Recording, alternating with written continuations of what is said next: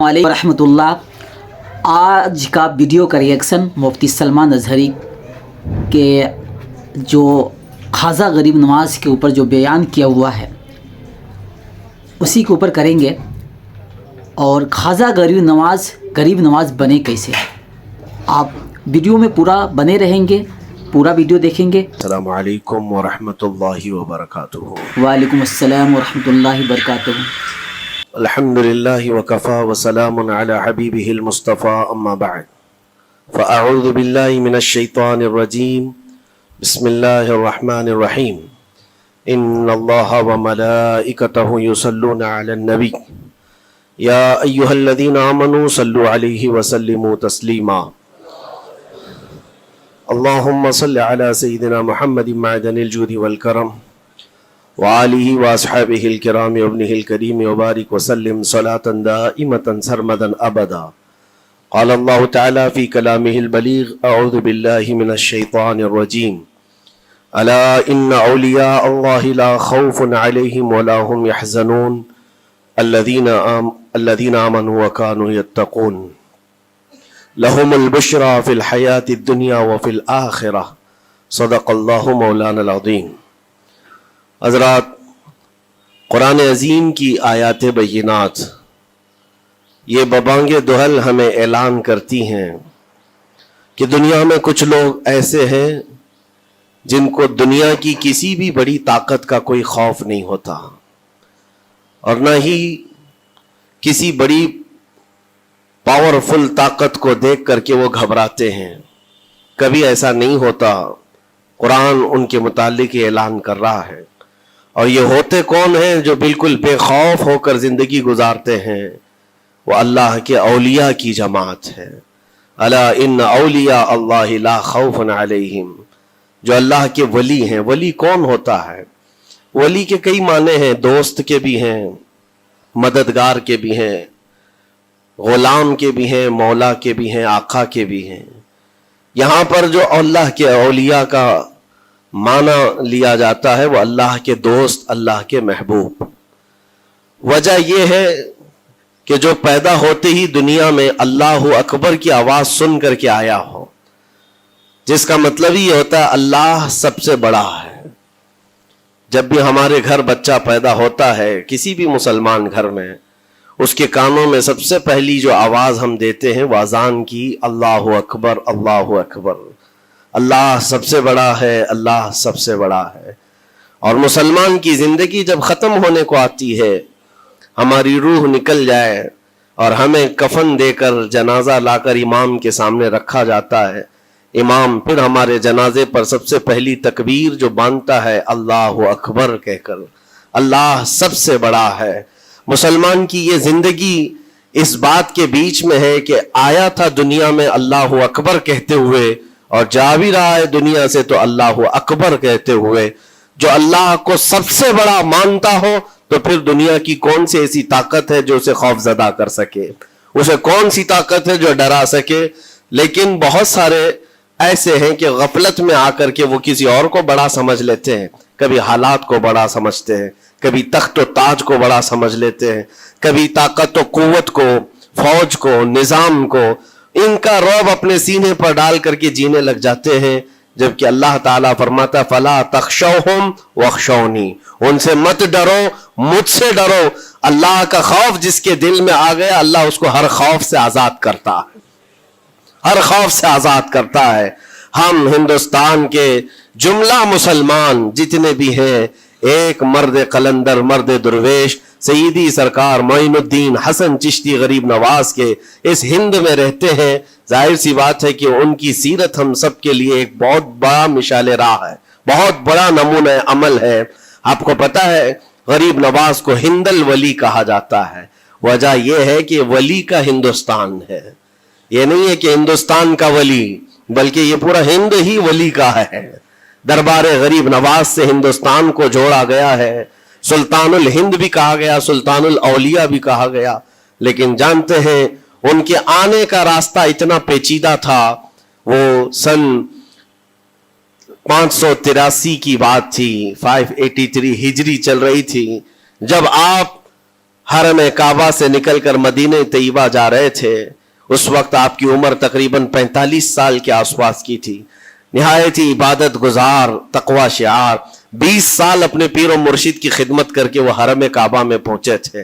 20 سال کے بعد جب مسجد نبوی میں گئے تو عجیب سی کیفیت تھی، سلام کیا رسول پاک صلی اللہ علیہ وسلم کے دربار میں تو جواب قبر انور سے یہ آیا، وعلیک السلام یا معین الدین شیخ البر والبحر، اے معین الدین تجھ پر میری سلامتی ہو، اللہ کی سلامتی ہو جو خشکیوں کا بھی اور تریوں کا بھی تجھے امام بنایا گیا ہے۔ اور آواز یہ نبی کریم صلی اللہ تعالی علیہ وسلم کے دربار سے سننے والی آواز تھی۔ آپ گھبرائے تھے، تھوڑا سا سراسیمگی تھی، یہ ہندوستان کی طرف اشارہ کر کے میرے آقا صلی اللہ تعالی علیہ وسلم نے فرمایا تھا کہ تجھے ہند کی ولایت دی جاتی ہے۔ اس وقت تک سرکار غریب نواز کو نہ ہندوستان آنا کبھی ہوا تھا، نہ ہندوستان کے علاقوں کو آپ نے کبھی دیکھا تھا، کیونکہ سجستان جو یہاں سے کافی دور ہے، افغان کے قریب ایک علاقہ سنجر جہاں پر آپ کی ولادت ہوئی، وہاں سے نکل کر کے آپ نیشاپور میں آباد رہے، اس کے بعد 40 سال کے بعد حرم کعبہ اور حرم مدینہ میں رہے، لیکن اچانک یہ بات کہ تمہیں ہند کی ولایت دی جاتی ہے ایک تعجب والی بات ہے، نئی جگہ پر بھیجا جا رہا ہے۔ آپ دوبارہ شام میں نبی پاک صلی اللہ علیہ وسلم کے دربار میں حاضر ہوئے اور سلام پیش کرنے کے بعد، کیونکہ یہ خوشی کی بات تو سب کے لیے تھی کہ ہندوستان کو اللہ تعالیٰ ایک عظیم ولی بھیج رہا ہے، لیکن جس کو بھیجا جا رہا ہے وہ بے قرار تھا، بے چین تھا، کیونکہ نہ راستے پتہ ہے، نہ ملک کے حالات معلوم ہیں۔ بارگاہ مصطفیٰ صلی اللہ علیہ وسلم میں دوبارہ جب حاضری ہوئی، عرض کیا آقا آپ کا حکم، اس کی تعمیل کے لیے بندہ حاضر ہے، لیکن نہ یہ فقیر ہندوستان کے راستے دیکھا ہے، نہ وہاں کے حالات معلوم ہے۔ حضور پاک صلی اللہ تعالی علیہ وسلم کے دربار میں یہ اپنی بپتا سنا رہے تھے، داستان غم سنا رہے تھے، غنودگی طاری آ گئی، یعنی نیند سی کیفیت آ گئی، اور بارگاہ رسول صلی اللہ علیہ وسلم میں ایک دیوار پر ٹیک لگا کر جیسے ہی آپ کی آنکھیں بند ہوئی، رسول کریم صلی اللہ علیہ وسلم تشریف لائے اور اشارہ فرما کر پورے ہندوستان کے نقشے آپ کے سامنے کھول کر رکھ دیے، اور پھر غریب نواز کو یہ بتایا بھی کس جگہ سے تمہیں سفر کرنا ہے، کیسے تمہیں جانا ہے اور کہاں تمہارا مسکن ہوگا۔ سرکار غریب نواز فرماتے ہیں اس ایک خواب میں میں نے رسول کریم صلی اللہ تعالی علیہ وسلم کے ہاتھ میں اجمیر کے پہاڑ بھی دیکھ لیے، وہاں کے قلعے بھی دیکھ لیے تھے جو موجود تھے، اور اس کے بعد پھر کس بات کا خوف ہے، کس بات کا ڈر ہے؟ جنہوں نے راستے بتائے ہیں وہ ہادی رسول، وہ ہادی عالم ہے، نبی پاک صلی اللہ علیہ وسلم آئے ہیں پوری کائنات کو راستہ دکھانے کے لیے، اور جنہوں نے غریب نواز کو ہند کا راستہ بتایا ہو، پھر ڈر کس بات کا؟ جب آپ بیدار ہوتے ہیں تو اپنے ساتھ 40 قطب اس اولیاء کرام کی جماعت لے کر مدینہ طیبہ سے سفر کے لیے نکلے تھے۔ میرے عزیزو، اب بات یہاں آتی ہے، اسی لیے مدینہ طیبہ سے یہ پورا پلان ہوا ہے، مدینہ طیبہ سے بھیجا گیا ہے، مدینہ طیبہ سے پلیسمنٹ ہوا ہے، اسی وجہ سے آج تک تاریخ غریب نواز کو عطائے رسول کہتی ہے۔ عطائے رسول ہے، رسول اللہ کی عطا ہے، ہندوستان والوں کے لیے خاص عطا ہے میرے آقا صلی اللہ علیہ وسلم کی۔ جب وہ سفر کے لیے نکلے، سن 83 سے چلے تھے، تو یہاں ہندوستان پہنچتے پہنچتے آپ کو 87 یعنی 4 سال کا عرصہ لگ گیا تھا۔ 4 سال کے عرصے کے بعد آپ پہنچے میرے عزیزوں، نہ پلینوں کا سفر، نہ جہازوں کا سفر کہ اڑ کر کے ادھر سے ادھر آ گئے، وہ تو پیدل قافلہ نکلا تھا، درویشوں کا قافلہ تھا، اور وہاں مدینہ طیبہ سے نکل کر بغداد پہنچے۔ بغداد میں اولیاء کاملین کی صحبت پائی، وہاں سے پھر نیشاپور، پھر اس کے بعد ہرات، اور افغان کے علاقے ہوتے ہوئے لاہور پہنچے۔ لاہور میں سرکار داتا گنج بخش عالم رحمت اللہ تعالی علیہ کے دربار میں چلہ کشی فرمائی، وہاں سے دلی پہنچے۔ یہاں یہ پورا جو راستہ ہے 4 سال کا میرے عزیز و تاریخ میں ہے۔ سرکار غریب نواز جس راستے سے چلتے جاتے تھے، جو کافر یا مشرک بھی دیکھتا وہ دائرہ اسلام میں داخل ہو جاتا تھا۔ نور الہی، نور وحدت کا ٹکڑا آپ کی جبین اقدس پر ایسا چمکتا تھا کہ لوگ جو آتے وہ پھر آپ کی صحبت سے دور کوئی جاتا نہیں تھا۔ دلی میں جہاں آپ آئے، یہ ایک عجیب اتفاق ہے. اس وقت کھانڈے راؤ ایک بڑا راجا تھا, اس کا قلعہ تھا, اس کے سامنے ہی آپ نے پڑاؤ ڈال لیا. سرکار غریب نواز رضی اللہ تعالیٰ عنہ کی یہ داستان, یہ تاریخ, وہاں پر آپ نے اپنا پڑاؤ ڈال لیا. اور ان بت پرستوں کے لیے ایک بڑا پیچیدہ مسئلہ تھا کہ ایک درویش آیا ہے. ایک بات میں آپ کو بتاؤں, یہ جو تعصب آج پھیلا ہوا, یہ زہر پھیلا ہوا, یہ آج کا نہیں ہے, یہ باپ داداؤں کے پشت میں بھی ان کے موجود رہا ہے.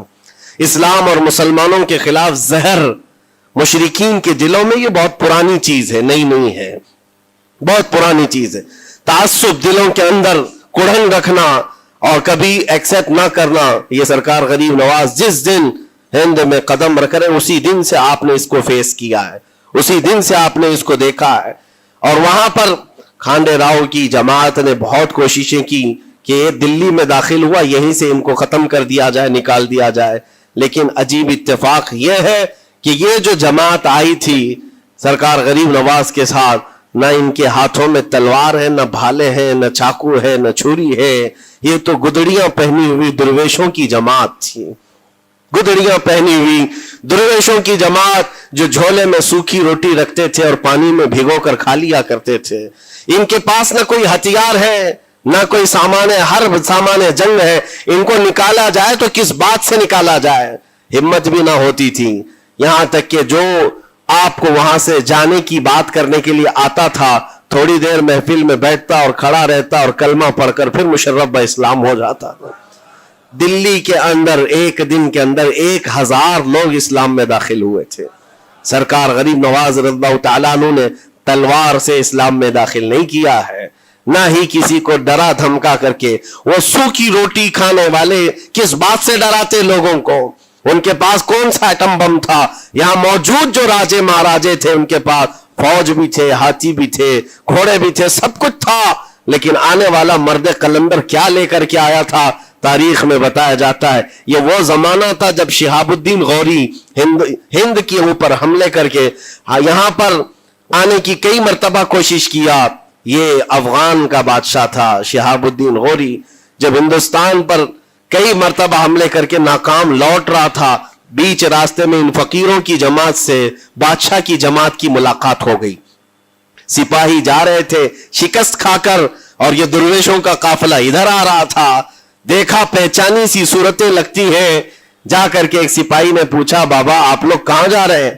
تو بابا جو جماعت میں آ رہے تھے انہوں نے کہا ہندوستان فتح کرنے جا رہے ہیں. بڑی بات ہے, گدڑیاں پہنے ہوئے, پیون لگے کپڑے ہیں, جھولیاں لٹکائے ہیں. اور اس نے دیکھ کر کے کہا مارا سپاہی نے, کہا یہ دیکھتے ہو ہمارے بادشاہ کی فوج ہے, اس میں ہاتھی گھوڑوں کی تعداد دیکھو, ذرا سامان جنگ تو دیکھو, اس میں نیزے تلواروں کی چھنک تو دیکھو, اور آپ یہ چند فقیروں کی جماعت لے کر ہند فتح کرنے کی بات کر رہے ہیں.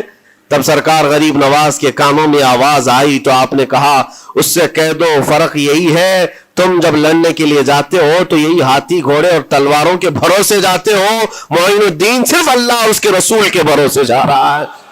ہمارے پاس جو طاقت ہے وہ اللہ اور اس کے رسول کے ساتھ ہونے کی طاقت ہے. آج کے زمانے میں غریب نواز کا یہ جملہ ہمارا حوصلہ بڑھا دیتا ہے. کوئی ہو یا نہ ہو, اللہ ہمارے ساتھ ہے, اللہ ہمارے ساتھ ہے. حالات جتنے بھی بدلتے جائیں, لیکن میرے عزیزو اللہ حی و قیوم ہر چیز کو دیکھ رہا ہے, اس سے کوئی چیز غافل نہیں ہے. بعض لوگوں نے یہ شوشے چھوڑنا شروع کر دیے کہ اب ان کا مستقبل کیا ہوگا, اب ان کا فیوچر کیا ہوگا, نئی حکومتیں آئیں گی, نیا نظام آئے گا, اب تمہاری نہ مسجدوں کی خیر ہے, نہ میناروں سے آواز آئے گی, نہ تمہاری اذانوں کا اور نہ ہی تمہارے نمازوں کا کچھ فیوچر ہے. یہ سب باتیں ان لوگوں کے ذریعے سے آ رہی ہے جو کسی کے فضلہ خار ہیں یا کسی کے الیکشن کے پیسے کھائے ہوئے لوگ ہیں. میں کہتا ہوں جو سچا مومن ہے وہ اس بات پر عہد کرتا ہے, کربلا کی سرزمین پر بھی اذان کی آواز بند نہ ہو سکی تھی, جہاں بہتا خون بھی بتا رہا تھا اسلام زندہ ہوتا ہے ہر کربلا کے بعد. آج بھی حالات اگر ہمارے موافق نہیں ہے تو میرے عزیزوں نسلوں میں کوئی تو آئے گا جو صلاح الدین بن کر کے ابھرے گا. नस्लों में कोई तो आएगा जो गरीब नवाज का गुलाम बनकर मोइनुद्दीन बनकर के निकलेगा। इसलिए कि हालात हर वक्त एक तरह के नहीं होते। हमने तारीख देखी है और अब ताला का कानून है, कभी बादशाहों को फकीर बना देता है और कभी फकीरों को बादशाह का मनसब अता कर देता है। जब सरकार गरीब नवाज दिल्ली के सरजमीन पर आप बैठे हुए थे अपने सूफिया की जमात के साथ, एक दस्तरखान लगा हुआ था। दस्तरखान लगा हुआ है, औलिया इकराम की जमात है, एक दूसरे से बातचीत कर रहे हैं। दिल्ली में उस वक्त हालात अजीब थे। एक छोटा सा लड़का जिसकी उम्र 13 या 14 साल की रही होगी, वो अपने हाथ में खटोरी और एक तीर और तरकश लेकर के सामने से जा रहा था। औलिया की नजर उस पर पड़ी। सरकार गरीब नवाज ने नजर उठाकर देखी, और सामने से मजमे से जाने वाले बच्चे बहुत सारे होते हैं, कोई आया गया, लेकिन गरीब नवाज ने नजर उठाकर देखा और फिर सूफिया की जमात से कहा कि देखना ये कल दिल्ली का बादशाह बनकर के निकलेगा, हिंदुस्तान की पूरी सल्तनत इसके पास होगी। तारीख में मौजूद है, गरीब नवाज की जुबान से निकला हुआ ये जुमला। वो लड़का कोई और नहीं था, सुल्तान शमसुद्दीन अल्तमश, जो हिंदुस्तान का ताकतवर बादशाह बनकर के निकला था। हाँ, वो जिसको चाहे नवाज दे और जिसको चाहे उठा दे। अजीजा ने गिरामी वक़ार, हमारे इम्तिहान की घड़ी चल रही है।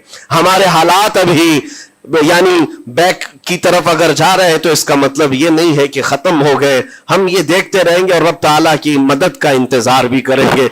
हमारे साथ जो कुछ भी जुल्म हो या नाइंसाफी हो, हर एक चीज के लिए हम इतना ही कहते हैं, ये वक्त भी गुजर जाएगा, रात हमेशा नहीं होती, सुबह का उजाला जरूर आएगा, सुबह का उजाला आएगा।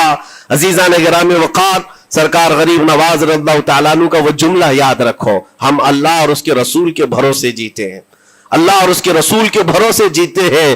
ताकतें, कुव्वतें या तख्त और ताज हमारे मुखालिफ हो जाए तो ये नई बात नहीं है, इस्लाम के साथ ये हर बार होता रहा है, इससे पहले भी हुआ है। हालात हमारे मुखालिफ रहे। औलिया कामिलीन की जमातें देखिए, अहले बैत अतार, रसूलुल्लाह की आल, इतने में आपको शहादत के वाकयात अगर बता दूं, आपको तो सिर्फ एक करबला मालूम होगा, एक करबला सुना होगा कसरत से, लेकिन जानते हो रसूलुल्लाह की आल में से कई ऐसे साहबजादे हैं जिनको जेलों में एक एक साल नहीं 7 साल 8 साल तक बंद रखा गया। इमाम मूसा काजिम रज़ियल्लाहु तआला अन्हु को 7 साल तक जेल में रखा, जंजीरों से बांधा और जहर देकर के उनको शहीद किया गया है।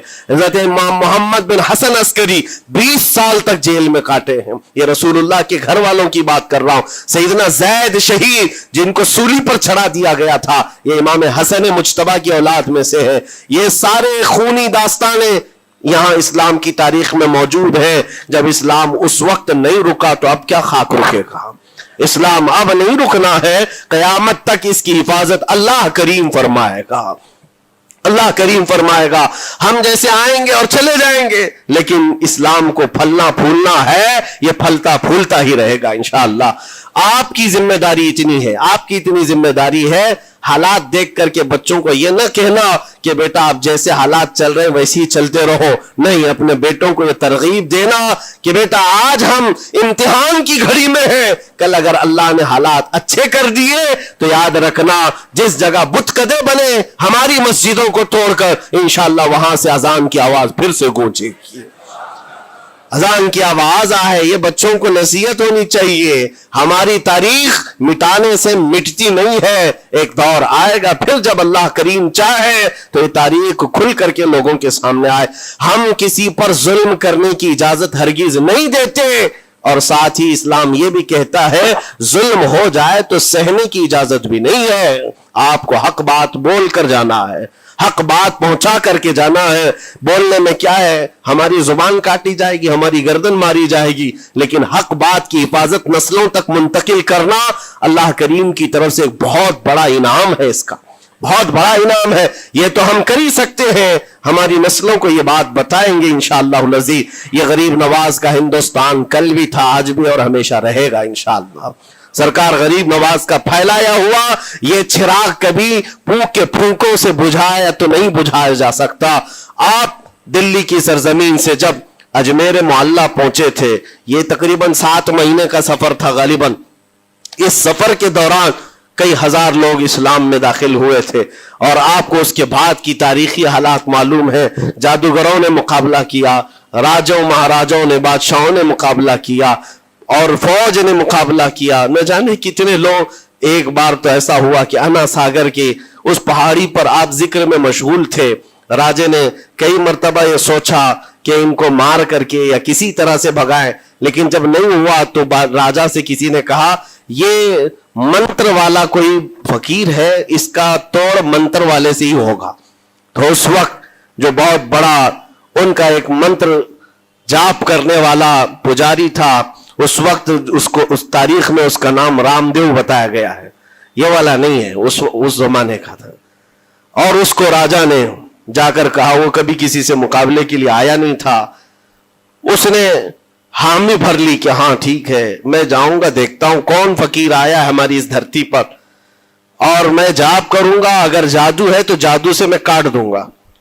اس نے تقریباً اپنے ساتھ 400 یا 500 پجاریوں کو لیا، اور جب وہ آیا تو سرکار غریب نواز کے ساتھ 2 خادم تھے، آپ کے ساتھ صرف 2 خادم بیٹھے ہوئے تھے. کہا کہ حضور بہت بڑا مسئلہ ہے، پجاریوں کا جادو ہم پر حملہ آور ہے، ان کا جادوگر حملہ آور ہے، اور مقابلے کے لیے وہ لوگ میدان کے قریب آ چکے، پہاڑ کے نیچے ہیں، آپ اپنی چلہ گاہ سے اٹھتے ہیں جہاں پر آپ عبادت کر رہے تھے. کہا ٹھیک ہے ہم جاتے ہیں. اور اس کے بعد سرکار غریب نواز نے کہلا بھیجا اپنے خادم سے، کہو کہ وہ اپنا منتر پڑھیں، ہم اپنا منتر پڑھیں. وہ اپنا منتر پڑھیں جو بھی ان کے جادو کا ہے. اب جب وہ پنڈت نے، پجاری نے دیکھے بغیر اپنے سارے پجاریوں سے کہا کہ جیسے ہی وہ درویش آئے گا، وہ فقیر آئے گا، ہمارا یہ منتر ہے یہ پڑھنا، وہ آگ میں بھسم ہو جائے گا، دنیا دیکھے گی. سبوں نے کہا ٹھیک ہے، لیکن ابھی کسی نے دیکھا نہیں تھا. لیکن جیسے ہی وہ اپنی جھوپڑی سے یہ مرد قلندر جلوہ رسول لے کر کے نکلا تھا، جمال رسول لے کر نکلا تھا. بیٹا ہے کس کا؟ حسن و حسین کا بیٹا ہے، فاطمہ زہرا کا بیٹا ہے. جیسے ہی باہر آئے، وہ منتر جو سکھایا گیا تھا سب کے قریب قریب آئے. 400 لوگوں نے وہ غریب نواز کی پیشانی کو دیکھ کر منتر پڑھنا شروع کیا. اور منتر کیا تھا؟ ان کی زبان سے لا الہ الا اللہ، لا الہ الا اللہ، لا الہ الا اللہ. لوگوں نے کہا یہ ادھر کیسے آ گیا کلمہ؟ اور جا کر اس رام دیو سے کہا گیا، اس نے کہا کہ یہ 400 کے 400 لوگ تو کوئی اور ہی کلمہ پڑھ رہے ہیں، کوئی اور ہی کلمہ پڑھ رہے ہیں. وہ اتر کر کے آیا ہاتھی کے کجاوے سے نیچے، اور سرکار غریب نواز کو دیکھا تو اس نے کہا یہ جھوٹ نہیں کہہ رہے، میں بھی وہی پڑھتا ہوں جو یہ پڑھ رہے ہیں. آپ کو تاریخ میں پتا ہو کہ اس کا نام سرکار غریب نواز نے شادی دیو رکھا اور اپنے مریدین میں شامل فرمایا، اور زندگی بھر سرکار غریب نواز کے خلفاء میں اور آپ کے خادموں میں شامل رہا. یہ تلوار سے اور چاقو بھالے نیزے سے نہیں کیا گیا تھا، وہ نور مصطفیٰ کی جلوہ گری تھی. جہاں نظر اٹھایا وہاں کے دلوں کی کالک کو دور کر کے ان کے دلوں کو بھی روشن فرما دیا تھا. آج ہم بھی یہی تمنا کرتے ہیں، اجمیر اسی لیے جاتے ہیں کہ ایک نظر ہم غریبوں پر پڑ جائے اور دل کا کالک اور دل کی کالک نکل جائے اور پھر دل چمکنے لگ جائے. کیونکہ اللہ کے ولیوں کی نظر جہاں پڑتی ہے وہ جگہ بھی روشن اور تابناک ہو جایا کرتی ہے. مولا کریم سرکار غریب نواز کی نسبتیں زندگی بھر ہمارے ساتھ قائم و دائم رکھے، اور پھر اپنی نسلوں کو بھی اللہ تعالیٰ ان کی غلامی میں شامل رکھے. اجمیر ہم جا نہ سکے، لیکن یہاں سے ہم یہ التجا کریں گے غریب نواز کے دربار میں، خواجہ ہند وہ دربار ہے آلہ تیرا، کبھی محروم نہیں مانگنے والا تیرا. تیرے در کی یہ کرامت دیکھی ہے بارہا، تیرے در کی بارہا یہ کرامت دیکھی ہے، غریب آئے اور ہو گئے غریب نواز. وآخر دعوانا ان الحمدللہ رب العالمین. السلام علیکم. سبحان اللہ، ماشاء اللہ. ابھی تک بہت پورا بیان آپ ضرور سنے ہوں گے، اس سے بہت سارا چیز نیا جانکاری ملا ہوگا. سب سے پہلے آپ کو شکریہ ادا کرتا ہوں کیونکہ آپ یہاں تک پورا بیان سنے ہیں. اس بیان میں آپ کو بہت سارا چیز نیا سیکھنے کو ملا ہوگا، نیا آپ کو سمجھنے کو ملا ہوگا، لیکن مجھے بھی کچھ سمجھنے کو ملا ہے جو آپ کے سامنے پیش کرتا ہوں. میرے بھائی، جب خواجہ غریب نواز مدینہ سے اجمیر کے لیے آئے، راستے میں جو ایک راجہ ملاقات ہوا، اس راجہ نے خواجہ غریب نواز سے پوچھے کہ کہاں جا رہے ہیں؟ تو خواجہ غریب نواز نے جواب دیا کہ میں ہندوستان فتح کرنے جا رہا ہوں۔ تو وہ لوگ ہنسنے لگے، کیونکہ یہ خواجہ غریب نواز کے جو ساتھی لوگ تھے خالی ہاتھ سے فقیر کے لباس میں تھے۔ تو وہ لوگ نے کہا کہ میرے پاس میں سارا سامان ہے، ہاتھی گھوڑا ہے، اب پورا سامان سے پورا اوزار ہے میرے پاس، لیکن میں ہار کر ادھر سے واپس آ رہا ہوں اور آپ خالی ہاتھ ہیں۔ اب مطلب یہ بات سمجھ میں نہیں آیا۔ خواجہ غریب نواز وہاں پہ ایک ہی جواب دیا، میں وہی بتانا چاہوں گا۔ خواجہ غریب نواز نے جواب دیے کہ تم اپنے ہاتھی گھوڑا پہ بھروسہ کر کے گیا تھا، اسی لیے تم کو شکست ملا، میں اللہ کے بھروسے جا رہا ہوں۔ سبحان اللہ، سبحان اللہ۔ یہی یقین ہم سب کے دلوں میں ہونا چاہیے۔ جو بھی کام ہم کریں تو یقین اللہ کے اوپر ہونی چاہیے، اللہ کے اوپر یقین کر کے اس کام کو ہاتھ لگائیے، انشاءاللہ اس کام میں اللہ کا غیب سے مدد ضرور ملے گا۔ دوست میرے بھائی، ویڈیو اگر اچھا لگا تو لائک شیئر ضرور کر دیں گے، اور میرے چینل پہ اگر آپ نئے ہیں تو چینل کو سبسکرائب کر دیں گے۔ پھر ملتے ہیں اگلے ویڈیو میں، شکریہ۔